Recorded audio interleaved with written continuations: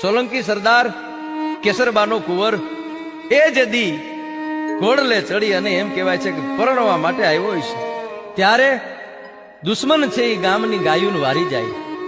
એમાં ચારણની દીકરી આઈ દેવલ, એની વેગડ નામની ગાય. પણ વેગડ એને પ્રાણથી વાલી. વેગડ એટલી બધી વાલી કે વેગડને જોવે નહીં તો આઈ છે ઈ તલપાપડ થઈ જાય.